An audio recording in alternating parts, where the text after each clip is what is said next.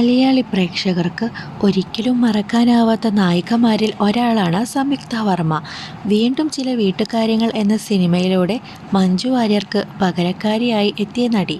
ചില മനോഹരമായ കഥാപാത്രങ്ങളിലൂടെ പ്രശസ്തയായി. എന്നാൽ നടൻ ബിജു മേനോനെ വിവാഹം ചെയ്തതിനു ശേഷം ഇനി സിനിമ വേണ്ട എന്ന തീരുമാനം എടുത്തത് സംയുക്ത തന്നെയാണ്. ഇപ്പോൾ മുഴുവൻ സമയവും യോഗയിലേക്കും മകൾ ദക്ഷ് ധാർമ്മികിൻ്റെ കാര്യങ്ങളിലേക്കും ശ്രദ്ധ കേന്ദ്രീകരിച്ചിരിക്കുകയാണ് സംയുക്ത.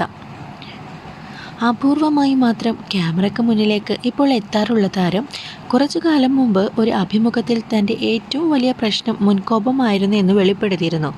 തൻ്റെ ദേഷ്യം മാറ്റിയെടുക്കാൻ ഉണ്ടായ സാഹചര്യത്തെക്കുറിച്ചും അന്ന് സംയുക്ത തുറന്നു പറഞ്ഞു.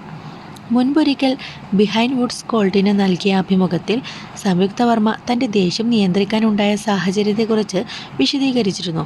6 വർഷത്തോളമായി തനിക്ക് ദേഷ്യം വരാറില്ല എന്നും ഒരുപാട് പരിശ്രമങ്ങൾക്ക് ശേഷമാണ് തനിക്ക് മുൻകോപം മാറ്റിയെടുക്കാനായതെന്നും പ്രശസ്ത താരം അന്ന് വെളിപ്പെടുത്തി. തനിക്ക് ദേഷ്യം വരുമ്പോൾ അതൊരു വൃത്തികെട്ട ദേഷ്യമായിരുന്നെന്നും സംയുക്ത പറഞ്ഞു.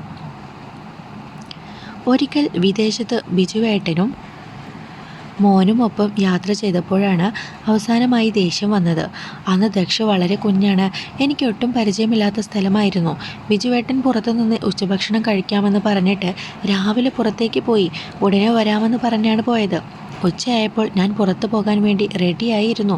പക്ഷേ ഉച്ച വൈകിയിട്ടും ആളെ കാണുന്നില്ല. ഞാൻ മോനെ അവിടെ ഒരു റെസ്റ്റോറൻറ്റിൽ കൊണ്ടുപോയി ഭക്ഷണം കൊടുത്തു. തിരിച്ചു വന്നു. വൈകിട്ടും ബിജുവേട്ടൻ വന്നില്ല. സംയുക്ത വർമ്മ ഓർത്തെടുത്തു.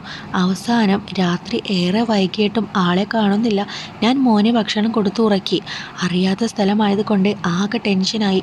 ഏകദേശം പുലർച്ചെ 3 മണിയായി.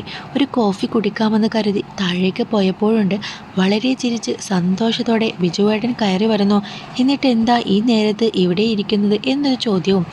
അവിടെ നിന്ന് റൂമിലെത്തിയതിന് ശേഷം ഞാൻ എന്തൊക്കെയാണ് ചെയ്തതെന്ന് എനിക്ക് ഒരു ഓർമ്മയുമില്ല.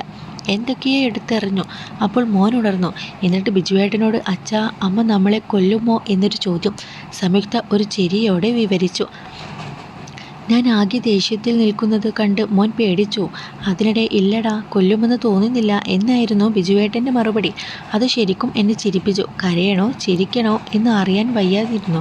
പിന്നെ ഞാൻ ബാത്റൂമിൽ പോയി നിന്ന് ഒരുപാട് കരഞ്ഞു. പക്ഷേ ഇനി ഇങ്ങനെ ദേഷ്യം വരാൻ പാടില്ലെന്ന് അന്ന് തീരുമാനിച്ചതാണ്. നമ്മൾ ബാലൻസ്ഡ് ആയിരിക്കണം, സംയുക്ത പറഞ്ഞു നിർത്തി. കർശനമായ യോഗ അഭ്യാസത്തിന് തൻ്റെ സ്വഭാവത്തിൽ മാറ്റങ്ങൾ വന്നതിൽ വലിയ പങ്കുണ്ടെന്നും നടി വെളിപ്പെടുത്തി.